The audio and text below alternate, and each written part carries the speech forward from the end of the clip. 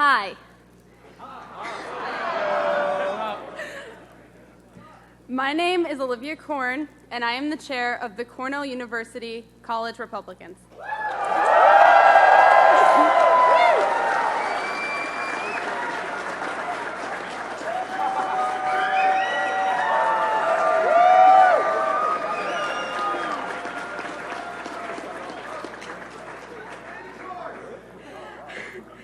As you know, the Cornell Republicans recently endorsed Gary Johnson for President of the United States.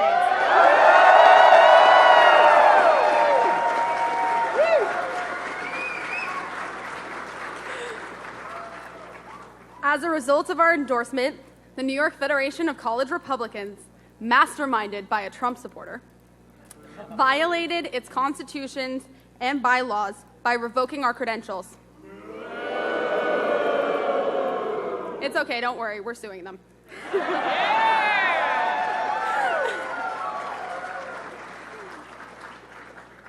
As principles are more important than partisanship, I am here to tell you why Gary Johnson is the only candidate who will confront the problems our nation is now facing. This is a pivotal election in the history of this country. Our nation is mired in foreign conflicts which have no end in sight. Our economy is not producing enough jobs at a livable wage, and too many Americans are being left out and forgotten. The Cornell Republicans support Gary Johnson and Bill Weld because they represent the best hope for both this country and my generation. Both Gary and Bill will make sure that my generation will not be forced to fight foreign wars of choice that do not materially affect the defense of America.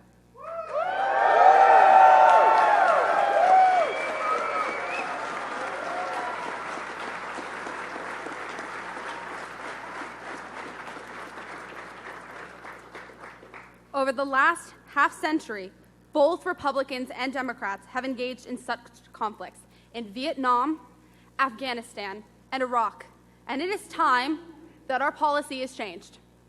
No one looking at the results of such conflicts can legitimately say that America is better off as a result of our involvement.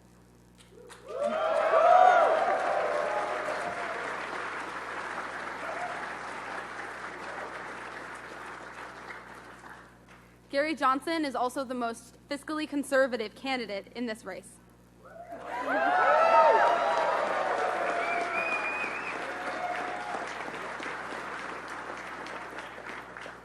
The Republicans and Democrats who run our Congress have engaged in profligate spending that has driven our national debt to $20 trillion. Our country has a percentage of debt to tax revenue that is one of the worst in the world. Both Gary and Bill have a proven record of budget discipline and will make the necessary spending cuts to stop the accumulation of debt, which falls on the backs of my generation and hinders economic recovery and job growth. Both Gary and Bill want to rebuild America the right way, from the bottom up, by unleashing the creative powers of the individual, and not from the top down, by the federal government.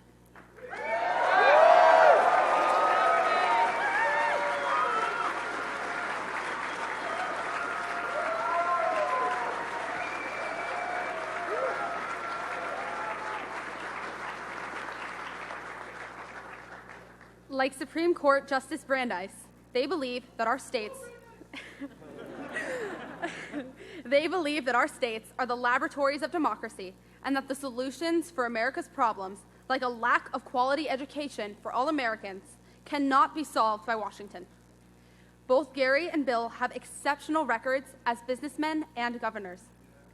Both were elected in predominantly Democratic states and were re-elected overwhelmingly.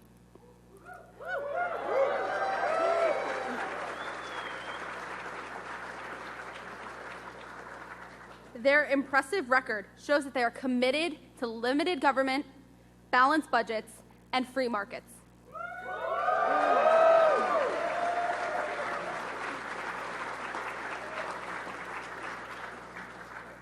Both Gary and Bill have shown that they understand that they are accountable to the people that they serve and do not hold themselves above the law. Our immediate goal is to get Gary included in the presidential debates.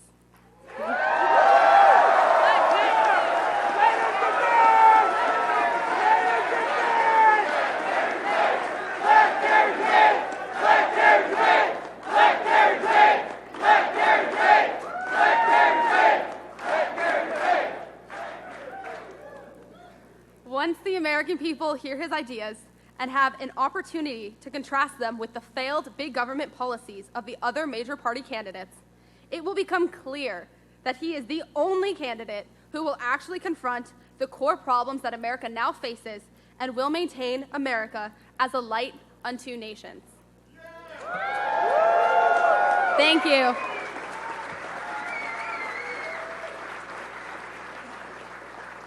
Thank you so much for your time. Up next, we have Jason Sagabil, who is a veteran for Johnson NYC.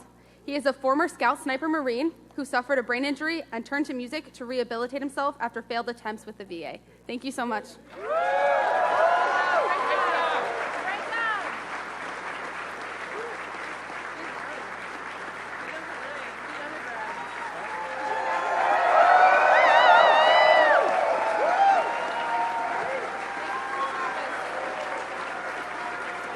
Good afternoon.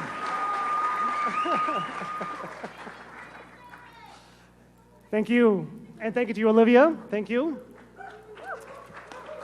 My name is Jason Sagabil, though my friends call me Sage. I'm a veteran, and I want to tell you today why I support Gary Johnson for president. In my sophomore year of college, my little sister joined the Marine Corps. And when my little sister joined the Marines, did you think I really had a choice? Right? In 1999, I enlisted, and I became a United States Marine. Like many of you, 9/11 was a day that changed my life. I was doing police work for the Department of Energy when it happened. I clearly remember what my commander said after the attack. He asked, "Who's in the reserves?" A few of us raised our hands, and he responded, "Bye-bye. I don't know where you're going, but you are going somewhere." 2 years later, in 2003, I found myself in the Iraqi desert as a Marine Scout Sniper. While deployed, I was assaulted with a brick that fractured my skull. I refused treatment because we had a mission to accomplish, and I couldn't let my Marines fight on without me. In the following months, I was hit by 3 explosions which caused a traumatic brain injury. I contracted parasites, I dropped to a ghostly weight of 130 pounds, and I developed a heart arrhythmia which caused me to pass out randomly on the streets. I lost the ability to function as a normal human being. In 2004, I was medically retired as a sergeant without benefits. I was broken, I was changed, and I was not the man I was before the war. I couldn't hold a job. My memory was shot, and daily routines like taking a shower became difficult. I was consistently in excellent shape before the war, once even running a mile in 4 minutes and 16 seconds, but now I couldn't even walk up 4 steps without needing to sit or lie down to recover.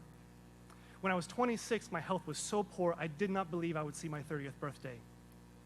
My medical expenses were astronomical, and I took on a huge amount of debt because the VA did not give me a disability rating until 2009, 6 years after the war. Even then, the administration only acknowledged part of my injuries and ignored my TBI despite a positive diagnosis by VA doctors. While the care that I've received at the VA has been decent, the problem is getting care in the first place. For example, my brain injuries affected my balance, and over the last years I've fallen and broken both of my arms. When I went to the emergency room in New York City, they put me in a sling and told me to follow with my doctor. It took 3 weeks to be seen by my primary care doctor at the VA and another 3 weeks to be seen by the orthopedist. By the time I saw the orthopedist 6 weeks later, the bone had already set. Because of the debt I incurred treating my own injuries between 2004 and 2009, I was unable to afford private insurance, which would have allowed me to be seen sooner. And add a final insult to this injury, I applied for Obamacare, but I was denied because I'm enrolled at the VA.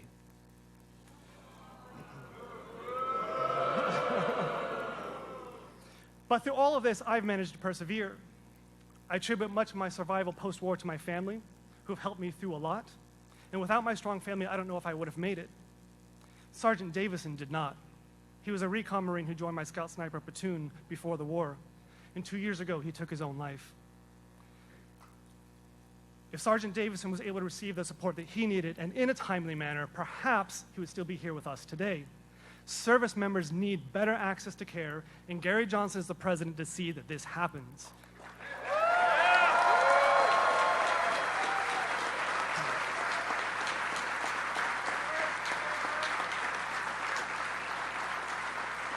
Gary Johnson wants to streamline the VA and let veterans choose the care that is right for them. And so here we are 13 years after my war, and I still have not received benefits from my traumatic brain injury, and have resorted to the legal system to try and attain them. And I can only imagine the plight of veterans who are hurt worse than I was, who can no longer advocate for themselves. Tragically, I know a number of former SEALs and Marines who are living on the streets of LA and Miami. Are they getting the support that they deserve? So when Gary Johnson commits to reforming the VA and giving veterans a choice in their care, I stand behind him.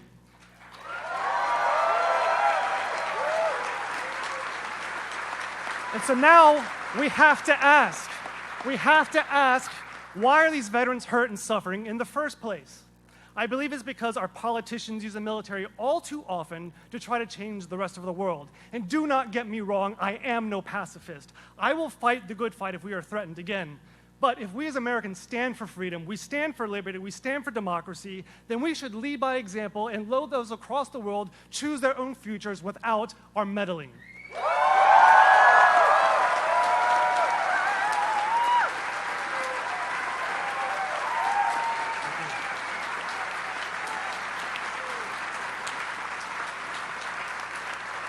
And so when Gary Johnson commits to ending military interventions that do not support our security, I stand behind him.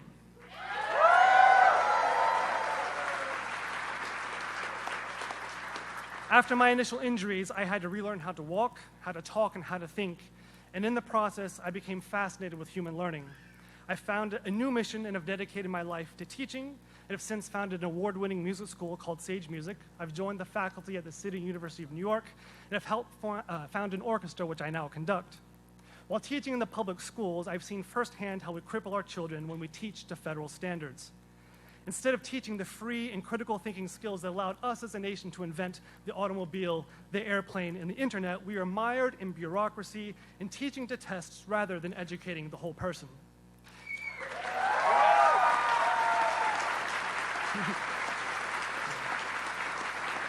These children are stuck in schools that are failing them because they do not have the choice to go to better school, a choice that Gary Johnson wants them to have. Education is a pillar of our freedoms because without the ability to think for ourselves, we become dependent upon others. And when Gary Johnson wants to give parents a choice in their children's education, I stand behind him.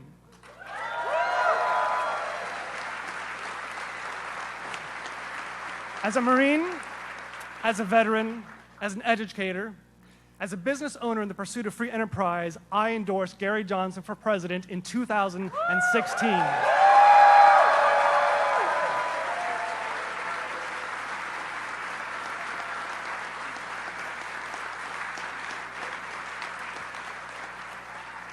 As Americans, I believe, and there are more than 300 million of us, I believe we can certainly do better than a handful of Bushes and a handful of Clintons, right? Absolutely. We do not need more of the same. We need another voice. We need a Gary Johnson, so let Gary debate.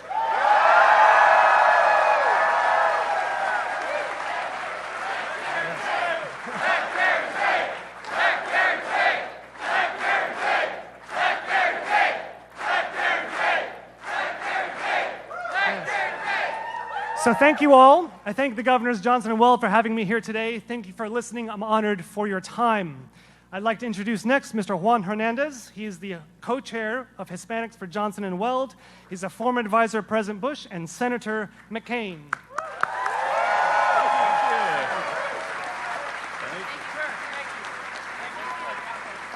Viva Gary! Viva Gary! ¡Viva! Pues muy buenas noches a mis amigos de Puerto Rico, a mis amigos de Guatemala, mis amigos de Bolivia, mis amigos de México, mis amigos de Puebla. It's so great to be with you here. My name is Juan Hernandez. I'm former a bunch of things, but we're here to support Gary Johnson. I was a supporter. Yes! Viva Gary! I'm a former supporter of the campaign of John McCain. I'm a former supporter of the campaign of George W. Bush. I worked with Vicente Fox down in Mexico. I was with Jeb Bush, but now I'm with Gary Johnson.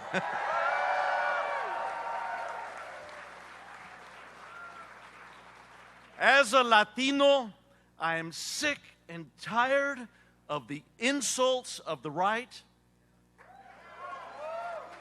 Trump has insulted my family, my friends, our neighbors to the south. There is no way that I, as a Republican, can vote for Trump.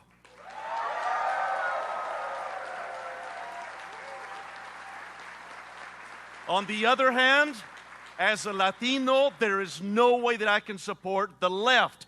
They promised us 8 years ago that we would have a place at the table. They promised us dignity for our family members that are undocumented. They promised to promote that immigration reform. It's 8 years of unkept promises.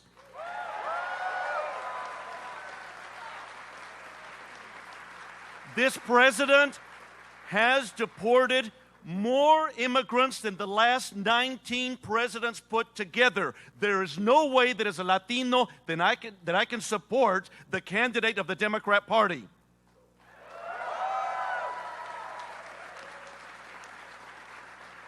Now let's be positive. Ahora seamos positivos. Why can I support Gary?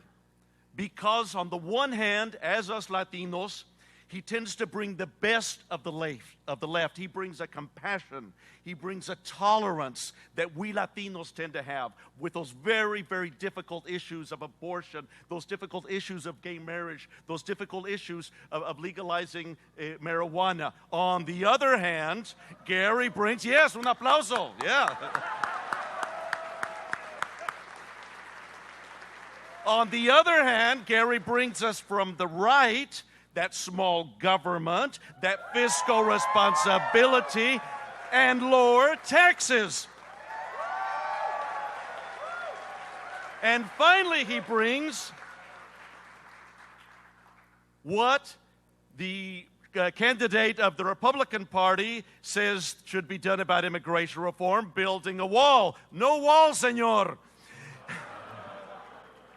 And Gary says, let's pass an immigration reform that, yes, the left has promised and has not given us. And now that the Republican Party does not follow even one of our greatest presidents, Ronald Reagan, that passed the amnesty in 86, 87. So let's pass an immigration reform that dignifies this nation and dignifies our immigrants. Por eso, yo digo, viva Gary!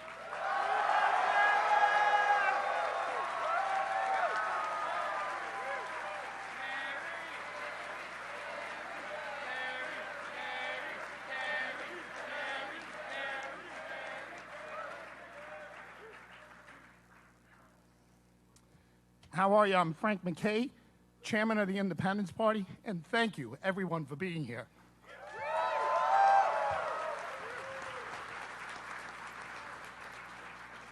I'm pretty sure this is a bigger crowd than Hillary gets.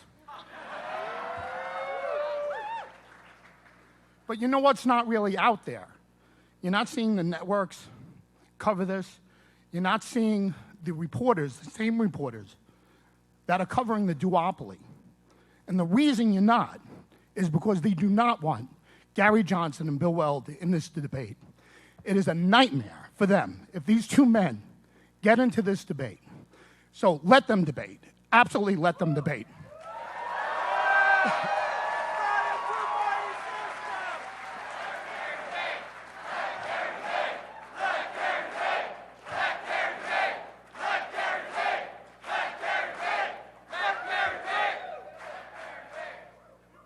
We're looking at 15. Our number is 15.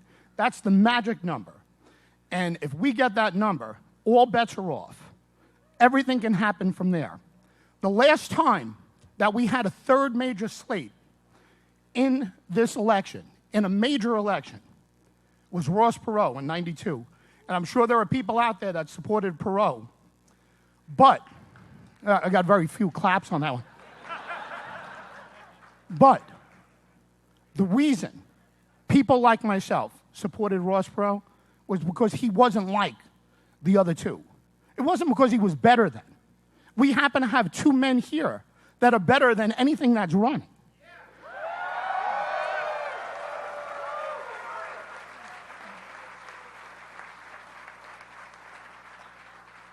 Ross Perot got 19% of the vote, and he did everything you could possibly imagine wrong. Everything you could imagine doing wrong, Ross Perot did wrong. He was leading. He had 38% of the vote. He was leading then Governor Clinton and then President Bush, and he left it because, I don't know, his daughter was getting married and there was helicopters or aliens or something. And he left the race. He quit the race. Got back in. Put Admiral Stockdale, and I want to be very respectful. Everybody remember Admiral Stockdale? Great war hero, no question. But when he got on the stage at the debate, he started off by saying, "Who am I? Why am I here?" And he looked like he really didn't know the answer to that. And, those are the type of questions that you ask yourself at night, not in front of 50 million people. But ever since that day that these guys got in the debates, I knew back then, and everyone watching knew that they were going to climb again. And the nightmare from the major parties happened, and these guys, led by Ross Perot, got 19% of the vote. Do you know why they desperately don't want Johnson and Weld in the debates? They're going to win. Bingo. Bingo.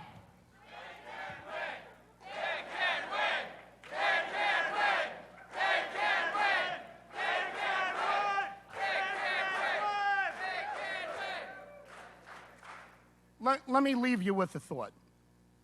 You're going to hear Johnson and Weld called a third-party candidate or a third-party candidacy. And that is a euphemism for spoiler. That's the media, that's the duopoly, understanding that people don't want to support a spoiler. These guys aren't third-party candidates. They're not. Change the dialogue. They're a third major slate. A third major slate, not a third...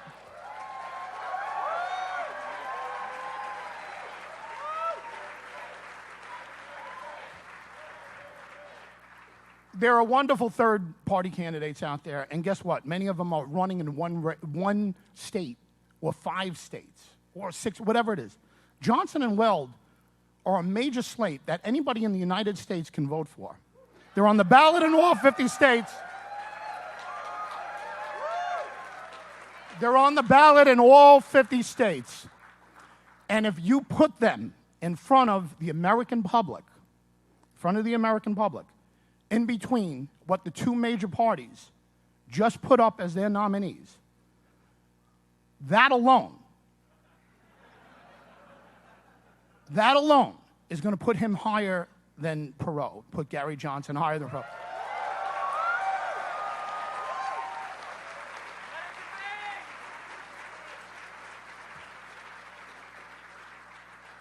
I say this, take hyperbole away, take every thought of hype away. Gary Johnson and Bill Weld being allowed to debate, they win this election.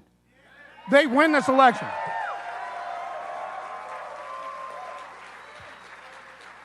We have never had this opportunity before. Everyone out there, thank you very much for your support. But get on Twitter, get on your Facebooks. Don't think that it doesn't matter. You see a good article on Johnson Weld, put it out, blast it out. If you're a blogger, if you got a radio show, a TV show, blast it out. Blast out the good message, because we're not going to get it from the major media. We're just not going to get it until they get in that debate. Once they get in the debate, all bets are off. Guys, we're backing a winner. Weld is just absolutely tremendous, and Johnson Weld, absolutely great team. Guys, thank you very much. Let them in the debate.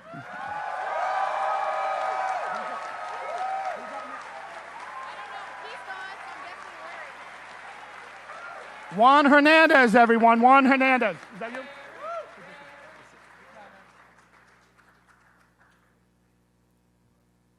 My name is Larry Sharp, and I'm a libertarian. And what that means is I understand that we have the right ticket for November. I get that, and so do you. But we have a problem. A lot of people don't get it. A lot of people think this is not the right answer.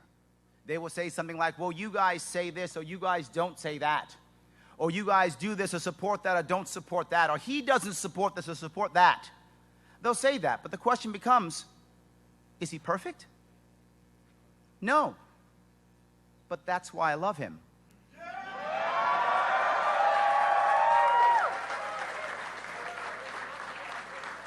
Am I going to take my candidate and measure them against perfection?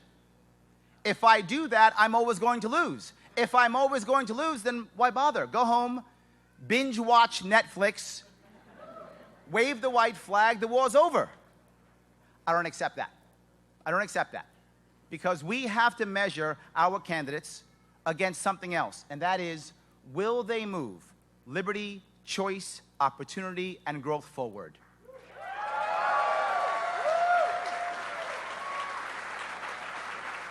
When I look at that, when I make that my measurement, it becomes crystal clear that the stories you hear about the lesser of two evils or the lesser of three evils or whatever that case may be, when I measure it against that, liberty, choice, opportunity, growth, when I measure it there, all of a sudden I realize something. We have the good.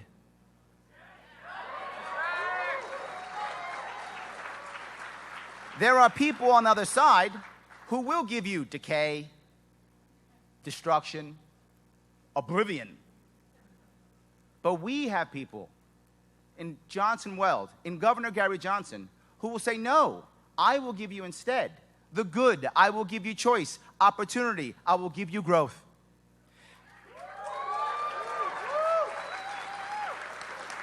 Gary Johnson is a man who says, I don't want a wall. I want reform. I don't want war. I want diplomacy.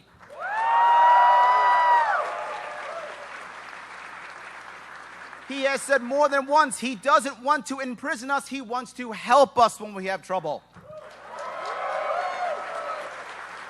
Because Gary Johnson is a man who cares. He's a man who knows. He wants to embrace the new economy. He wants to embrace new technology. He wants to embrace it all so that we can grow, not try to think that we can fall back to some ideal that no one has ever actually heard or saw. It just sounds good. No, Gary Johnson is the real deal.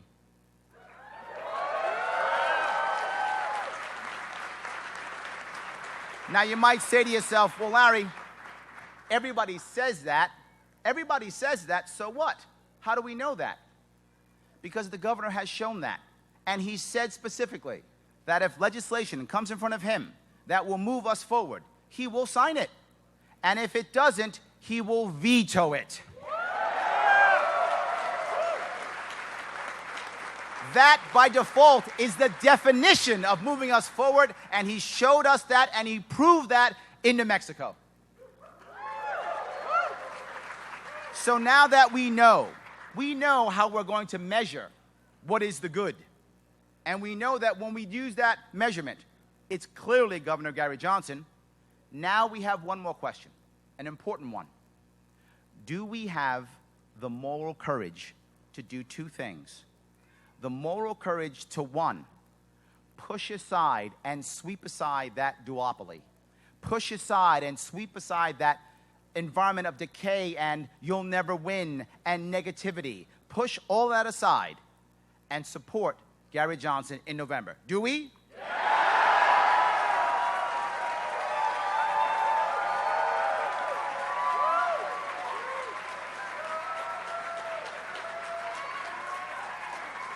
I know that I do, but I have to ask you for something else. I said two, not one. Yes, I'm greedy.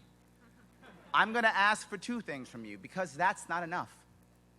I need you also to have the moral courage to push aside what everyone else will say, to not believe what the media will tell you, regardless of what happens in the next 60 days. It doesn't matter. You must do something else, and that is you must have the moral courage to tell others that they should vote for Gary Johnson.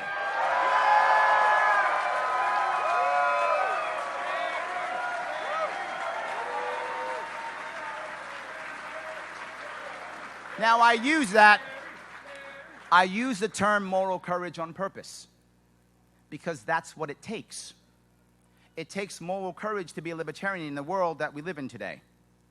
It takes moral courage to support what they call the third party. But it takes even more moral courage to step up and do what's right, which is tell someone else they should too.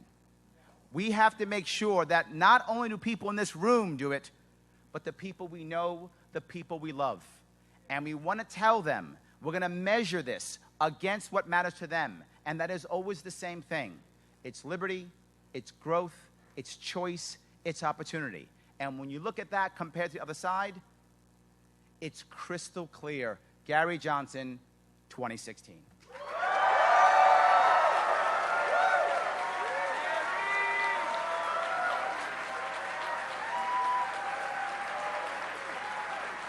So I'm going to ask you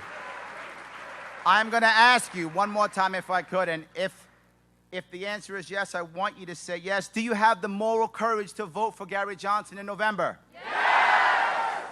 Do you have the moral courage to tell someone else they need to vote for Gary Johnson in November? Yes! Then guess what? We can win.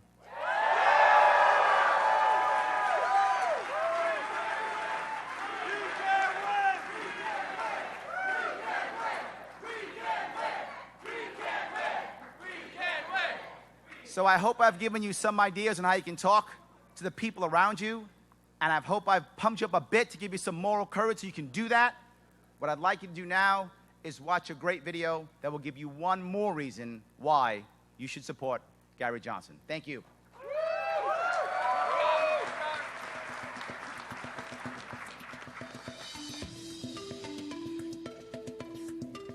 And he's going to be the next president of the United States, the Honorable Gary Johnson.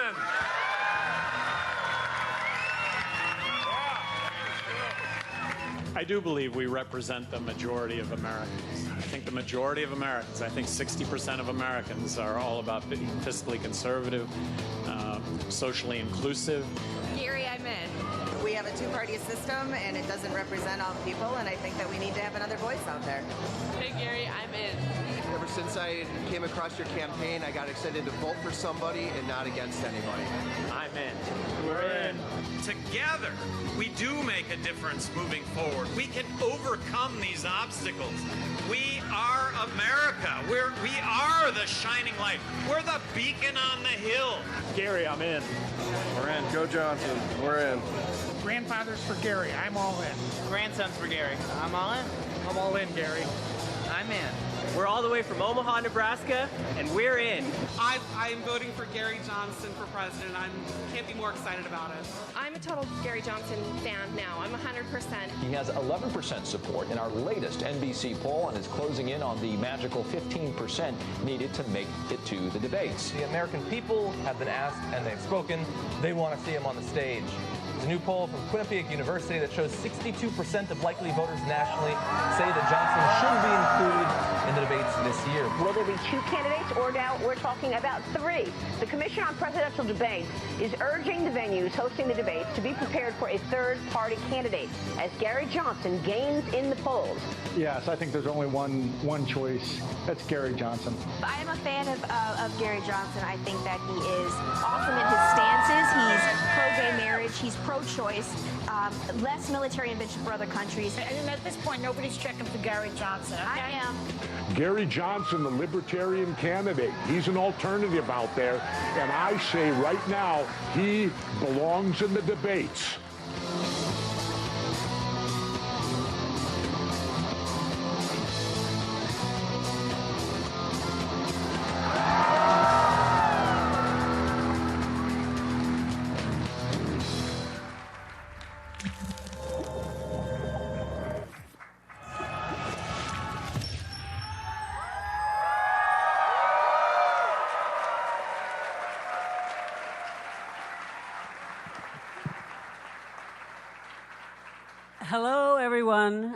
am Leslie Marshall, and I'm married to Bill Weld, who has the great honor, yay! He has the great honor of running as Libertarian Party Vice President with Governor Gary Johnson, the Libertarian Party presidential. I'm really so excited that you're all here today, and it's so important that you're all here today. I think we've reached a critical point, not just in this election, but in the history of our country. And it's a moment when we all need to stop and think for ourselves and evaluate for ourselves and take action for ourselves. This is a really important moment to do that. And it's been a strange election season, hasn't it? It's been like the weirdest, confusing, and even really upsetting election season. Watching it over the past year, there have been times when I've thought, you know what this reminds me of? It reminds me of that Oscar Wilde quote about the sport of fox hunting. He said, "It is the unspeakable in pursuit of the inedible." And, you know, that's what this campaign has looked like to me. And you know, the tone has been surreal in its ugliness, just contentious and accusatory and bombastic and loud and divisive and mean. And the candidates have been no prettier. You know, we have had, they've been pretty crazy. On one side, the same old machine, its system so clogged and compromised that, you know, it threatens to fail legal inspection. And then on the other side, you have this terrifying, terrifying demagogue who has no political experience, no respect for the facts or the truth, and absolutely no understanding of the dignity and equality that should come with basic human rights.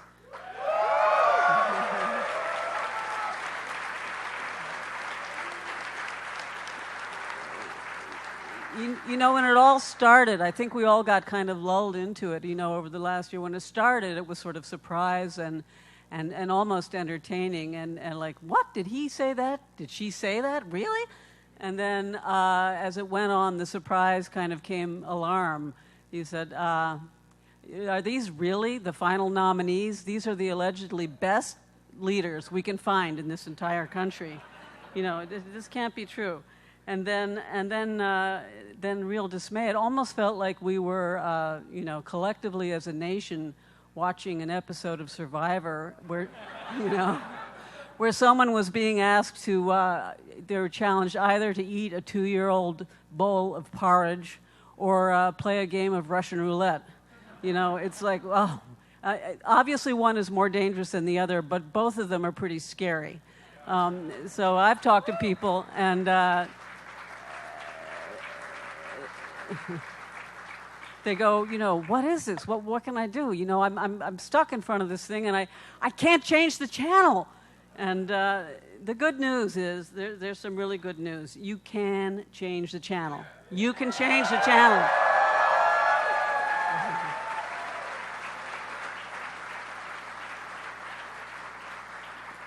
You can't use the remote, however. You can't use the remote. It's going to take some action. It's going to take some participation. You've got to listen carefully. You've got to evaluate all the options. And then you have to think for yourself. But thinking for yourself, isn't that what we as Americans are supposed to be really good at? That's our specialty, right? So you have to think for yourself. You have to remind yourself that there is no law in the Constitution that says the president must come forth from one of two top major parties. There's no law that says that. There's no guarantee that any political party, no matter how noble it may have been in its beginnings, will not, over time, get ossified and self-serving and ineffective. In fact, political parties, just like about everything else in life, are subject to evolution and change, and the only way to survive is to adapt in an intelligent way. So the laws of survival and thriving apply to politics as well as to anything else. And I think when you start to listen to Gary and Bill today, you're going to realize it's not just they're not just contrast gainers against, you know, alongside two morbidly horrible options, you know. They're not just contrast gainers. They would be an incredible ticket in any election year. Amazing ticket.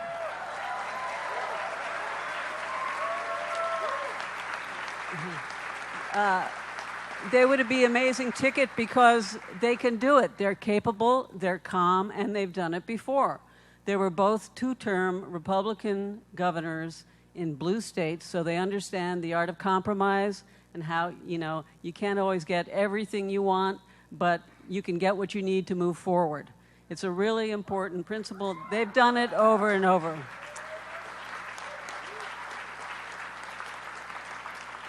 They were popular, very popular governors, in part because they were likable. I mean, what a crazy idea, that you could have a president who was also likable. But they were reelected by very wide margins, not just because of what they accomplished in their first terms, but because they're good people. And on that line, I know they're going to tell you a lot about their political and policy fronts, and there are certain things that they can't say about themselves, so I'm going to do just a little bit of quick bragging for them. They are both, Gary and Bill are both painfully honest, really painfully honest.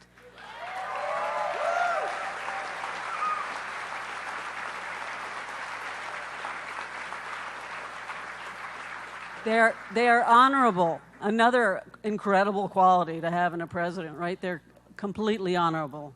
They're humble. They're running to be elected public servants. They want to work for you. They do not think that this is an episode of Game of Thrones and they're going to get a big coronation at the end, In fact, they're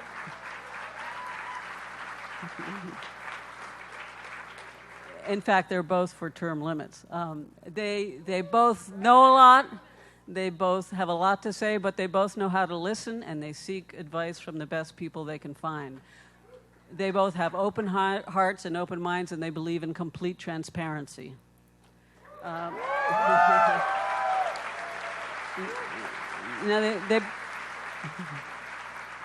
They both try to disguise this a little. They have this sort of veneer of quixotic goofiness with which they try to disguise the fact that they're both extremely intelligent in a sheer gray matter sense. Bill was famous with his friends for playing 3 games of chess blindfolded simultaneously.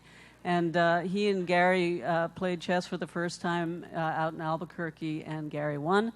And, and they played chess for the second time at our house in Massachusetts, and Gary won.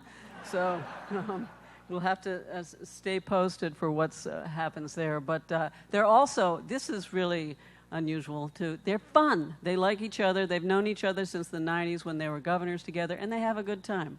And people around them have a good time. That's a nice quality to have in a leader, too.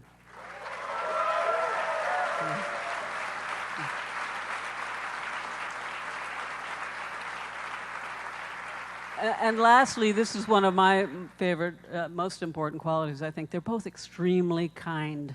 And if you have kindness, you can pretty much get anything done. And so they're both spectacularly kind. So I hope as you listen to them, as you listen to Gary and Bill today, that you'll start to feel some things, some emotions that have been sorely lacking from the 2 major party campaigns. Maybe some optimism and some hope and some confidence and some excitement. I think you will feel it. And just one last thing I want to say, which is this ticket, the Johnson Weld ticket, it's an extraordinary gift. Here it is. They're on the ballot in 50 states and in Washington, D.C.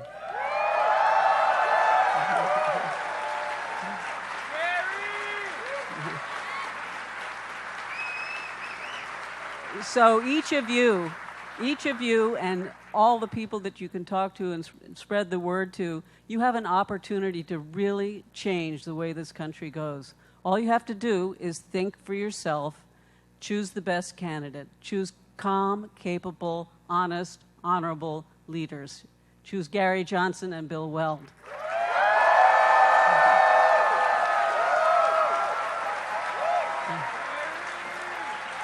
So now it gives me great pleasure to introduce my better half and our next Vice President of the United States, Bill Weld.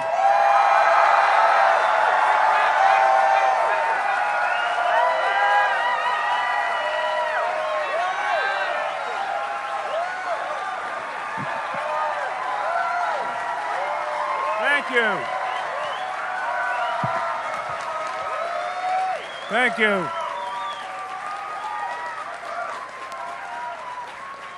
Thank you so much, everybody. I know you're thinking for yourselves or you wouldn't be here. And you're going to help us change the channel in this horror movie, aren't you? So, Larry Sharp, I call him Preacher Sharp. Larry Sharp had a number of questions for you, and I've got just one little teeny weeny question. Are you in?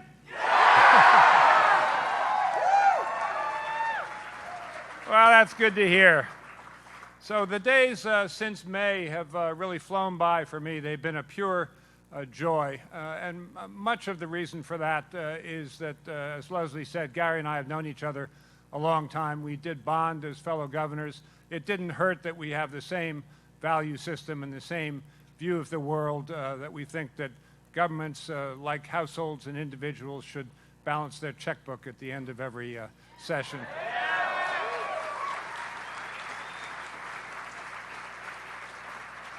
I shouldn't have to say that, and it shouldn't be an applause line, except that the concept is utterly unknown in Washington, D.C. So, and Gary and I also feel that, it's the essence of democracy and the kind of society that we want to see, that the individual shall not be thrust in a corner, okay?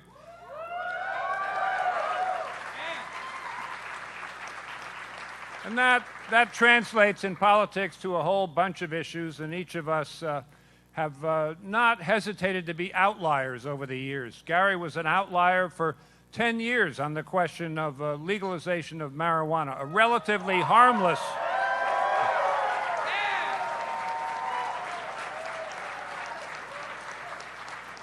I was out there for the full decade of the 90s on gay and lesbian issues. I started my first month in office.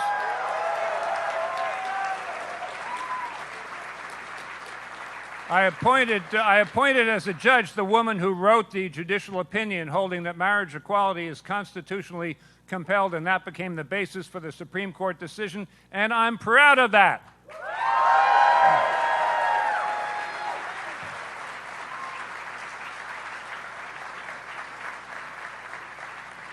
So Gary and I have had a great run already, and I know it's going to continue to be a great run. There have been only 2 down spots, and those are those 2 chess games that Leslie referred to.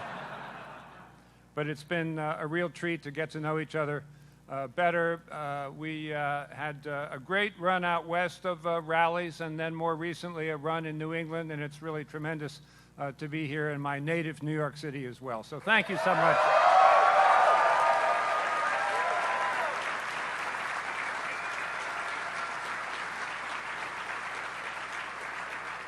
So I got to say that in addition to being pure joy, unalloyed joy, this venture of ours also has the character of being a patriotic duty as well.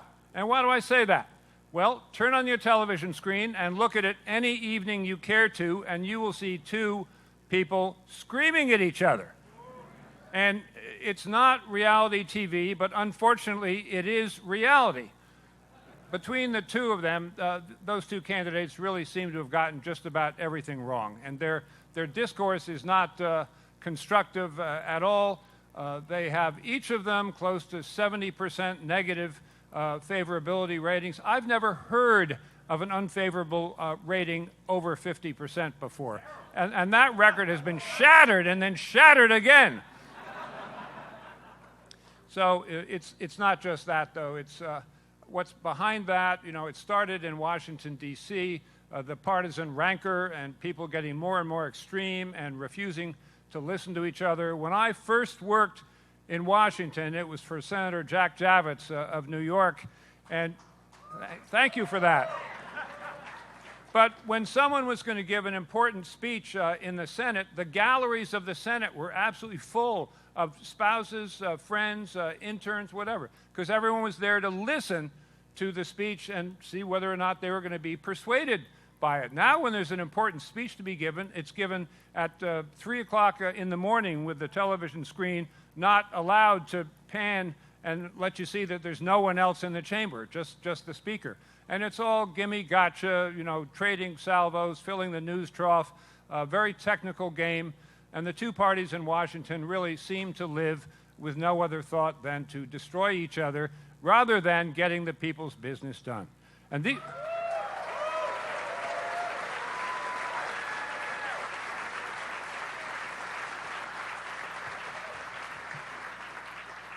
these are the same two parties, by the way, who believe they have a divine right and a hammerlack on the presidential election or selection cycle, and that really nobody should be listened to very much except for someone who has an R or a D next to their name. It's not as though they've deserved that, believe me.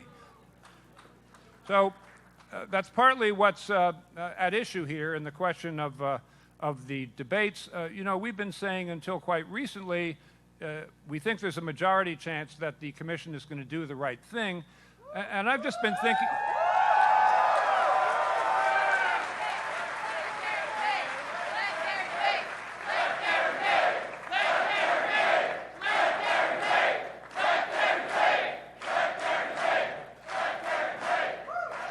So one reason I've been so confident the commission would do the right thing is A, we can get there organically through the 15%, and B, you know, 76% of the people in the United States want us on that debate stage, and the function of the commission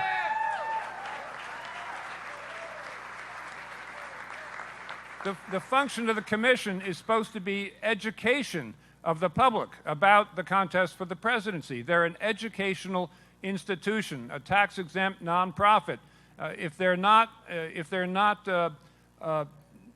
avoiding partisan positions, then they're going to lose their tax exemption, and I think they understand that. So I've thought over the months that they would clearly do the right thing. I do think if they don't, there's going to be something of a national uproar, and people are going to be outraged that the fix is in.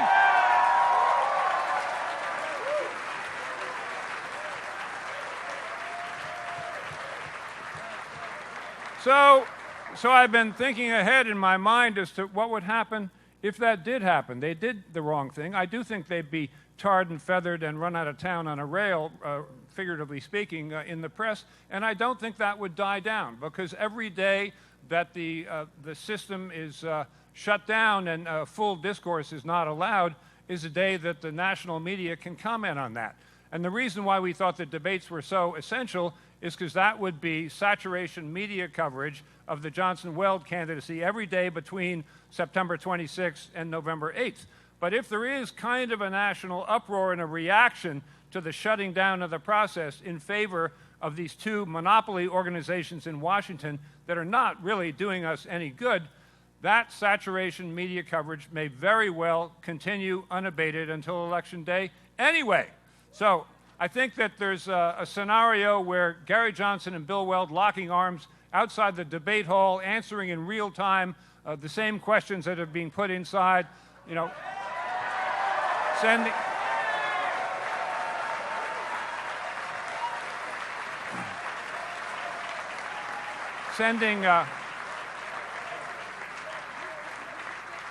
sending that out live on Facebook, that could be reaching scores of millions of people at one time. Gary and I have a wonderful time recording these amusing little web videos. The first one we did is, you know, a little over 60 seconds long. In the first 2 weeks, it was seen by 15 million people. That's a big number.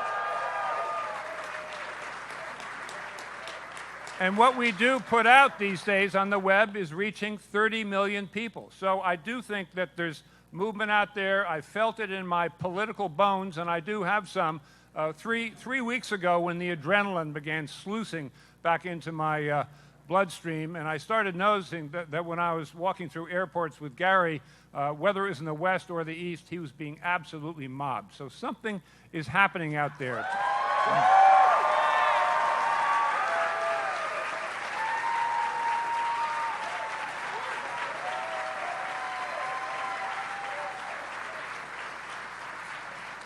I think the situation is very serious, but I do think the ice is beginning to crack, okay?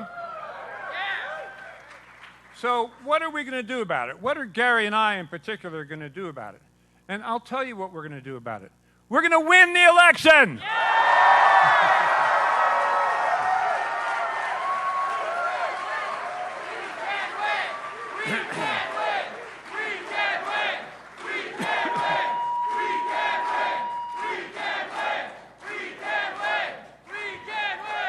And the reason I say that is that we have winning arguments, and I do think the American people are very curious.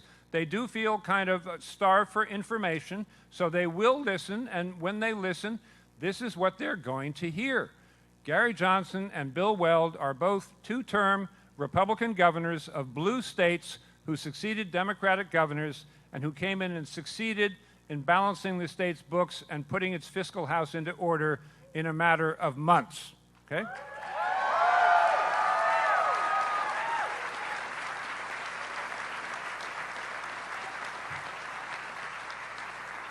That's kind of what needs to be done in Washington, D.C.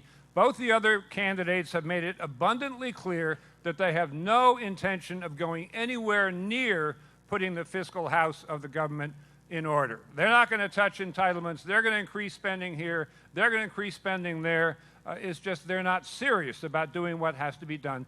Gary and I have both done it. As Leslie said, we weren't ridden out of town on a rail for doing it. It's not impossible. All that's required is political will. We were reelected with wide margins. I got 71% of the vote in Massachusetts on my reelection. That's a big number.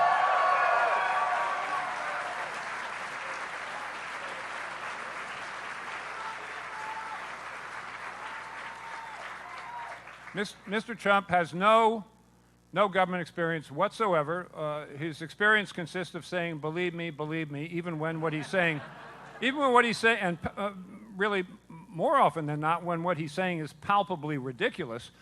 But so that's not experience of any kind. Mrs. Clinton does have a little bit in the State Department, but it's not experience of the type I'm talking about, which is truly executive experience demanding political will and reversing decades of neglect and bad practices. So I think the most either of them could say is, I hope to do the same as these two governors did. But hope is not a plan. We have a plan which is to do exactly what we've done before. So that's the first thing the voters are going to hear. I think it's persuasive.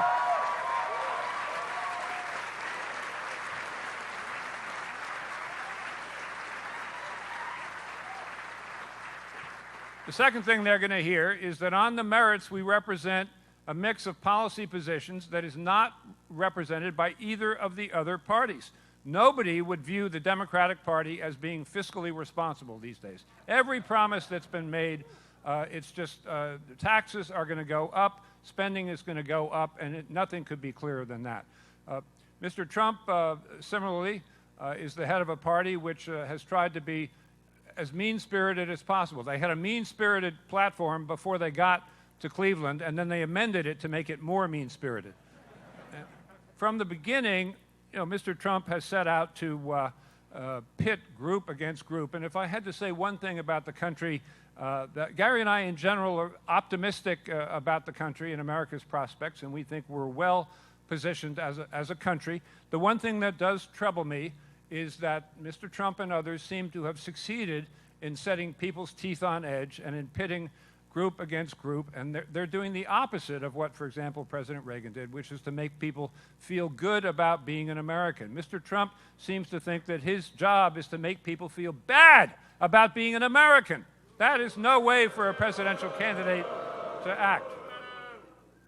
So, the voters are going to hear from us that we are optimistic that we would go to Washington and appoint libertarians, of course, but also some Republicans and some Democrats who agree with us on the issues.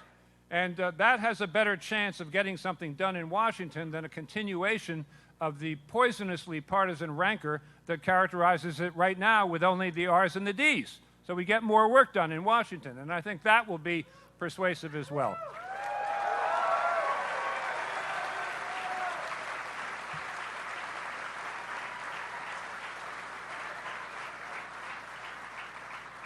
The polling shows that about 60% of the people in the United States share our combination of views, fiscally responsible, socially inclusive.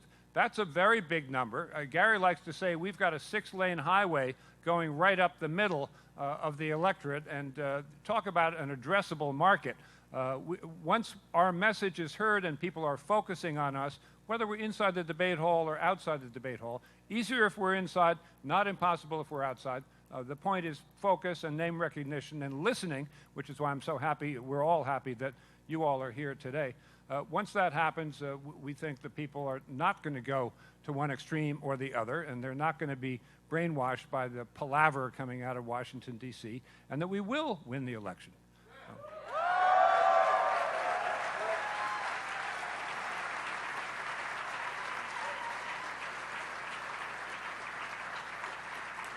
And at the end of the day, the last reason that I have such confidence that we will win the election is that one of the most estimable men I've ever met is my ticket mate, and it gives me honor, pleasure, and pride to introduce to you the next President of the United States, Gary Johnson.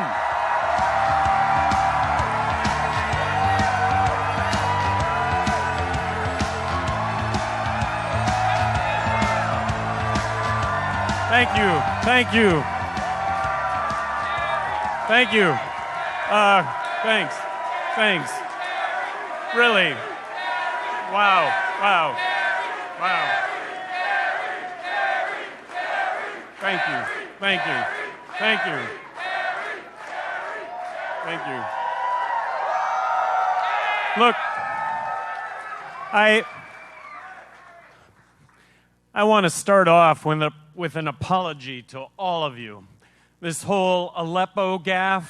No, I really, all of us work so hard. We care so much about these issues, and I want you to know that I really, really care about these issues. I care about the fact that American men and servicewomen are losing their lives, that they're getting injured, that they're getting that they're coming back with afflictions that we need to deal with perhaps for the rest of their lives. I care about the fact that there are innocent tens of thousands of people that are innocently being killed throughout the world because of our military policy. And it's not intentional on our part, but there is an opportunity to bring peace to the world, and that all of us care about this so much. And here it is. I blow it on this whole, what is Aleppo? And I am sorry for that.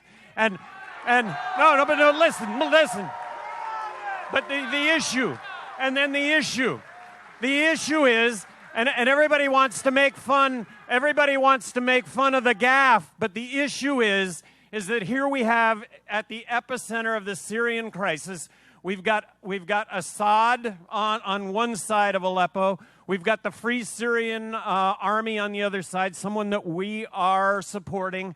They're allied with the Islamists, some that we're not so allied with. The Free Syrian Army, we arm the Free Syrian Army, and they lose their weapons so that the Islamists get the weapons. And then what's happening in Raqqa, ISIS, we're aligned with the Kurds against ISIS, but gee, the Kurds are sideways with our ally Turkey, who's not as much of an ally as they were because we invaded Iraq. This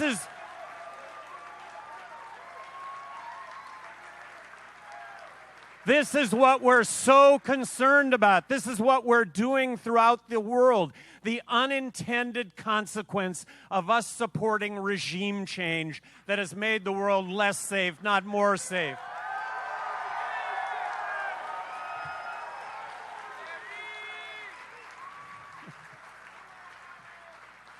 And right now, on the eve of 9/11, something that profoundly affected all of our lives, Garrett Goodman is here with us. Garrett Goodwin is here with us, an Army combat medic who served or who was 9/11 Ground Zero at the Pentagon and then came here to New York and worked tirelessly for 24 days starting on the 12th, representative of thousands of people like himself who did this. We all came together for New York. You were here. You saw it. Garrett, please, just wave your hand. Thank you for being here. Yes, yes, yes. Thank you.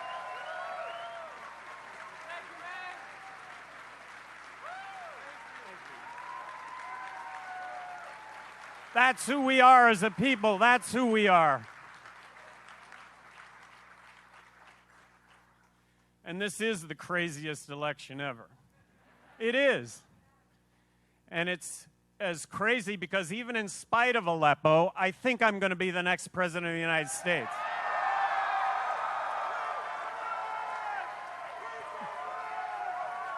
I do. I do. And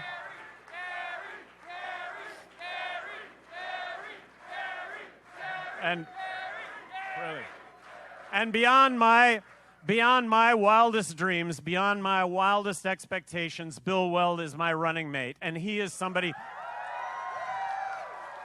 who passionately cares about this country and the direction that this country is going, and made an incredible difference as governor of Massachusetts, being a role model for me throughout this whole process.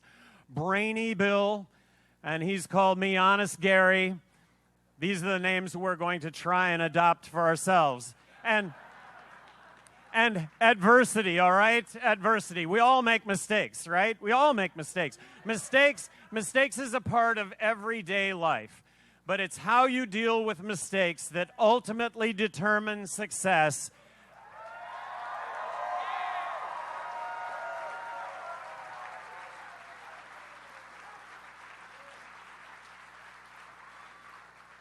So tell the truth. You don't have to remember anything. And the unforgivable in life is hypocrisy. Saying one thing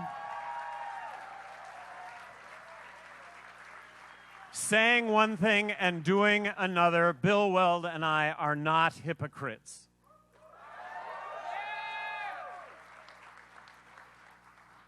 Both of us believe in entrepreneurs. Both of us believe that all of us have the opportunity to be entrepreneurs. All of us have the opportunity to create our own jobs. Not to laugh. It's anything that can go wrong will go wrong. It's how you deal with it. It's how you deal with it. Yeah.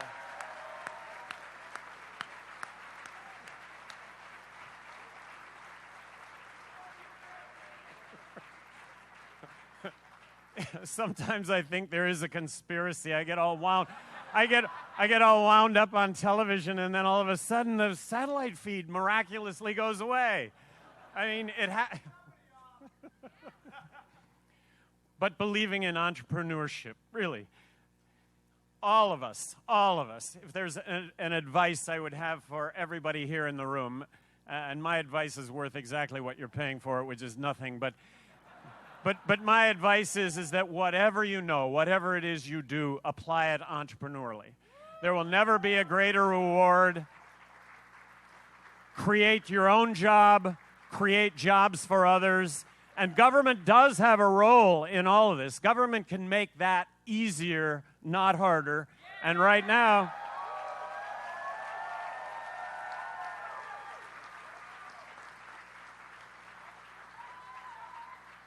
the government does work to make that just about as difficult as it possibly can be. I really think that the model of the future, which is incredibly exciting, is the sharing economy. It's Airbnb. It's the ability to... It's Airbnb. It's Uber. I think it's Uber everything. It's Uber electrician. It's Uber plumber. It's Uber doctor. It's eliminating the middleman, allowing for you as the provider of goods and services to directly give them to the end user. End user pays less, you make more. I just think we're just seeing the tip of the iceberg with regard to where this is going to go.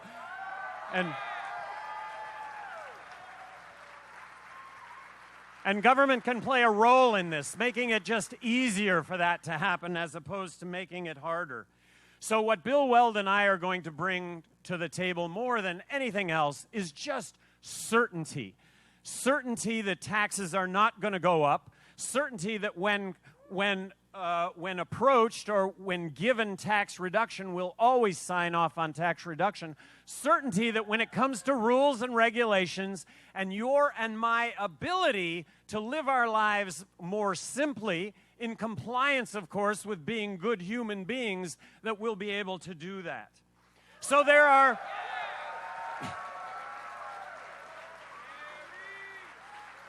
So there are three scenarios. I mean, there are three outcomes in this election right now. One is that Trump gets elected. One is that Hillary gets elected. And if either one of them are elected, does anybody believe that the polarity that exists in Congress today is going to get any better? No. No. It's going to be worse than ever.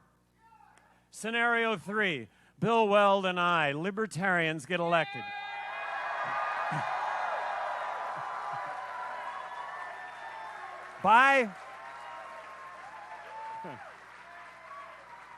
Bipartisan administration. Democrats, Republicans, Libertarians, everybody will be libertarian leaning, but calling out to both sides to come to the middle and deal with the issues that we're facing in this country.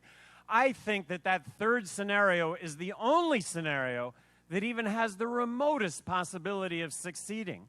But actually, I think it goes beyond remote. I think it does have a chance of succeeding in a really big way and changing the course of this country moving forward. Libertarians, common sense, keep government out of my pocketbook, keep government out of my bedroom.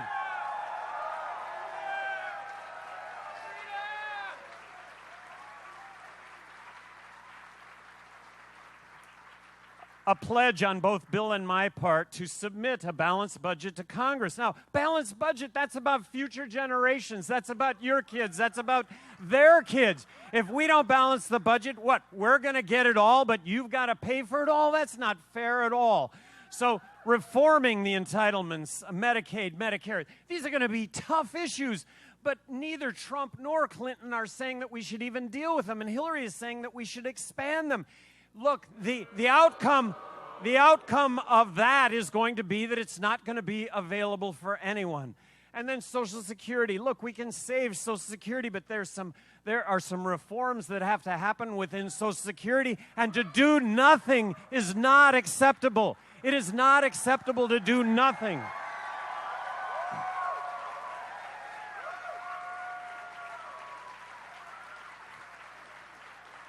Immigration is something to be embraced. We are a country of immigrants. Make it as easy as possible to come into this country and work as possible. So issue work visas. The main reason why there are 11 million undocumented workers in this country is because you can't get a work visa from the government, and yet jobs do exist that U.S. citizens don't want. Embracing immigration, recognizing it for what it is. We are a country of immigrants, and that by allowing for immigration, we will grow our economy.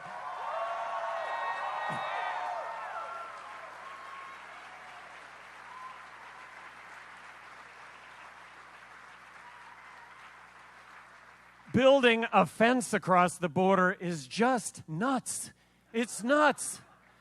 And Donald Trump was watching the Olympics intently to see how high the Mexican pole vaulters could go.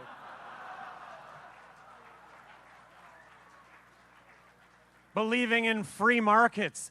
Crony capitalism is something we should all despise. Crony capitalism is really where government decides winners and losers. You pay to win, you don't pay, you pay to play. You don't pay, you don't win. Well, it shouldn't be like that. It should be free markets. It should be equal opportunity. Equal opportunity for everybody.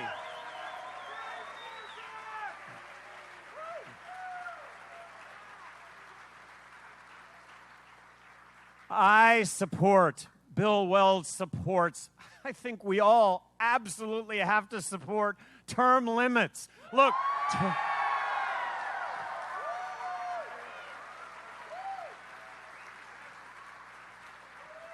term limits is a silver bullet. If we had term limits, politicians would do the right thing as opposed to whatever it takes to get reelected.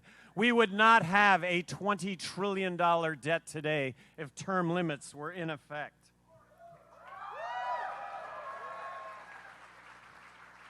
Jobs, certainty that taxes are not going to go up. Neither Bill Weld or I raised a single penny of tax over the 2 terms that we each served.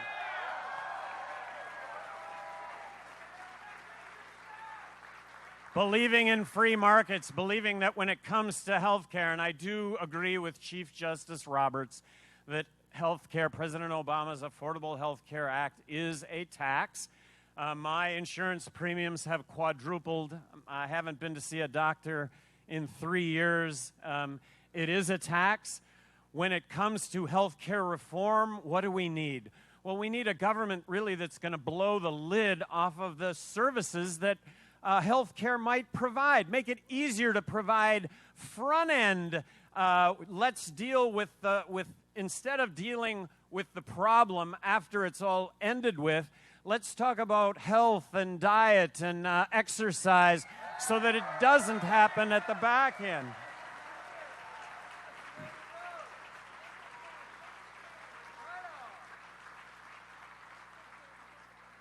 Believing in personal choice, always coming down on the side of personal choice, that each and every one of us should be able to make decisions in our own lives that only affect our own lives as long as those decisions don't put other people in harm's way. So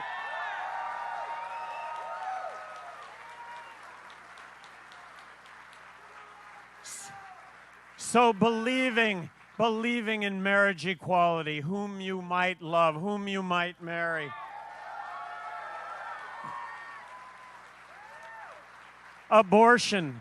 How can there be a more difficult choice in anyone's life, and by anyone, the woman involved? But who but the woman involved should be making that choice other than the woman involved? The woman involved.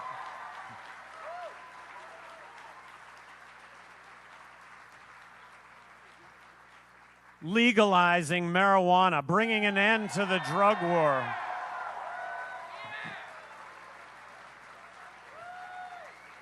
We have the highest incarceration rate of any country in the world. I refuse to believe that we are any less law-abiding in this country than any other country in the world.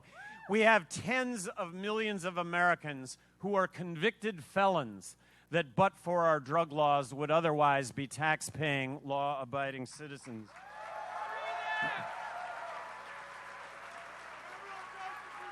If I may, all lives matter, okay? But black lives matter, and here's why. Blacks are being shot at the rate of 6 times that if you're white. If you are of color and you are arrested on drug-related crime, there's a 4 times more likelihood that you will go to prison than if you are white. So we've had our heads in the sand over the discrimination that continues to exist in this country. And I'm the first one.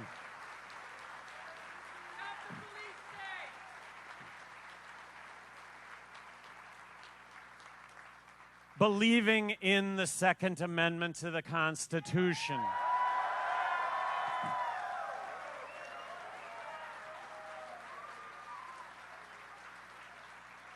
But also recognizing that we should have a debate and a discussion on how we might keep guns out of the hands of the mentally ill. Being open to a debate and a discussion on how we might keep guns out of the hands of would-be terrorists.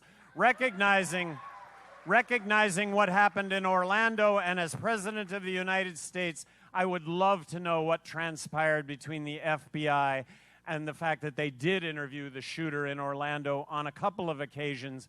I'll bet they have the best ideas of anyone on how to move forward. Obviously, the system worked up to a certain point, but then it broke down. Death penalty. As governor of New Mexico, this was an issue that I reversed myself on. Look, I believe in an eye for an eye, but as public policy, the death penalty is flawed because arguably,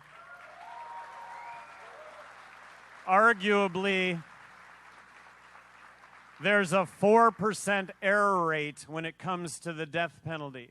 And I don't want to put one innocent person to death to punish 999 that are guilty, much less put to death 4 people for 96 that are guilty. If you will remember, in the mid-90s, Governor Ryan of Illinois ordered a review of 36 inmates on death row because of DNA testing or DNA that was going to be able to be tested, and over 20 of them were released because they were categorically proven to be innocent. The death penalty, although it sounds great, is flawed public policy. It costs less to lock somebody up for the rest of their lives than it does to put them on death row because of the appeals involved.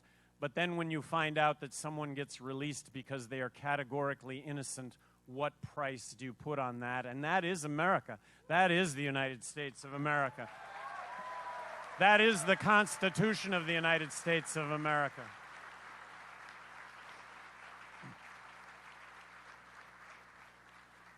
There was a poll done on active military personnel 3 weeks ago, and their choice for President of the United States was me.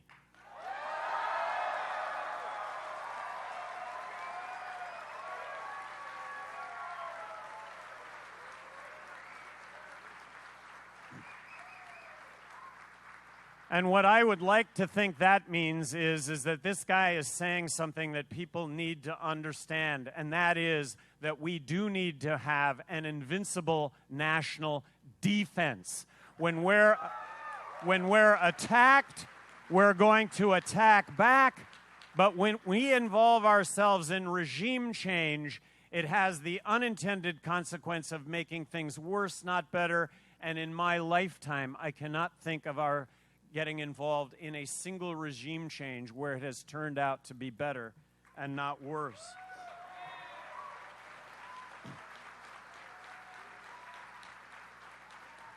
How's Afghanistan for an example? We were attacked. We attacked back. I supported us going into Afghanistan. This was in 2003 because we were attacked. But after being in Afghanistan for 7 months, we wiped out Al-Qaeda. We should have gotten out. Has life in this country ever been better? It hasn't. Come on. We get along with people better than ever. We communicate with people better than ever. Our kids are smarter than ever. The number one law enforcement tool that all of us have is in our pockets. It's our smartphones. We're communicating. We're dealing with issues. Black Lives Matter. We're dealing with this in a way right now that is more efficient, more communicative. We're going to come to deal with this. We're recognizing it as a country. It's a great, wonderful place to live.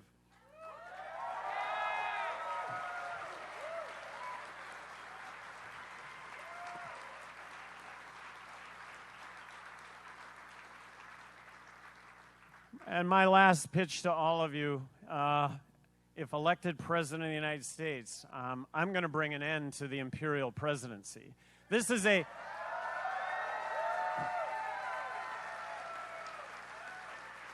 constitutional office. This is a constitutional office, and Bill Weld and I are going to serve as good stewards of this constitutional office. And when I come to New York City, I will not snarl all the traffic in New York City. There has to be a smarter way to travel, and I'll find that way. I pledge to you I will be the most frugal president to serve in your lifetimes.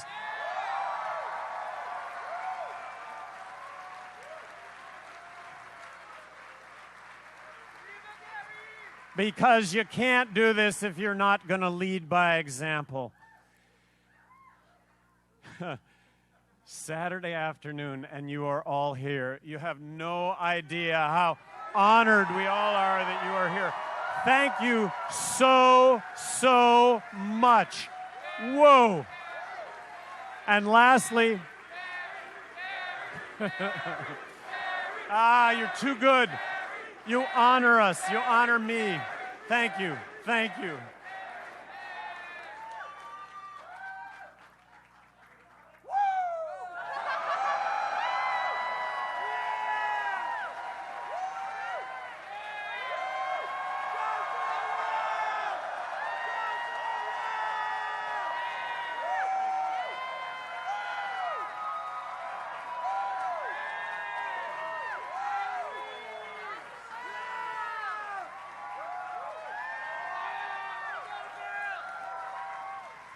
We're doing a simulcast all around the United States right now. I will tell you, in Albuquerque, shout out to Albuquerque, they're opening a Gary Johnson office in Albuquerque. Well, Johnson.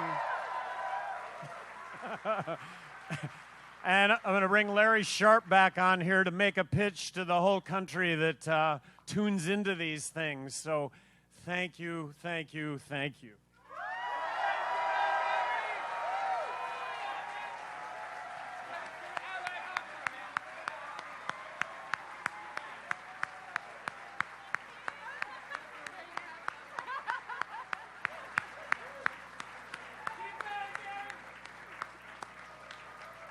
Oh, Governor Gary Johnson. He is the most human superhero you'll ever meet.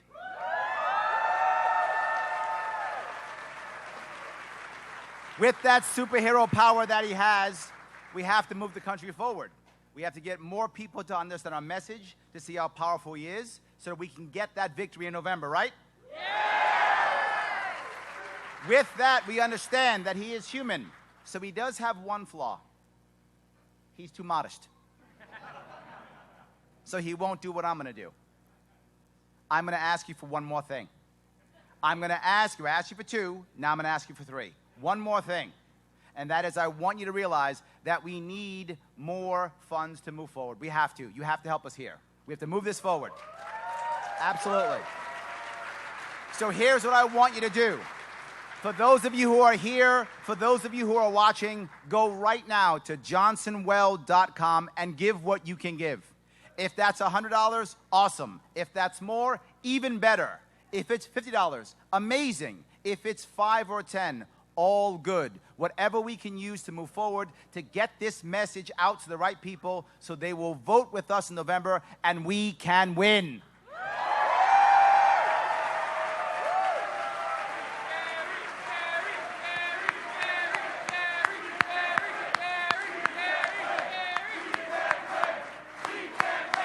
We can win. We can win. We can win. We can win. We can win. So I'll say it one more time. johnsonwell.com. Give what you can give. Let's move forward and let's win.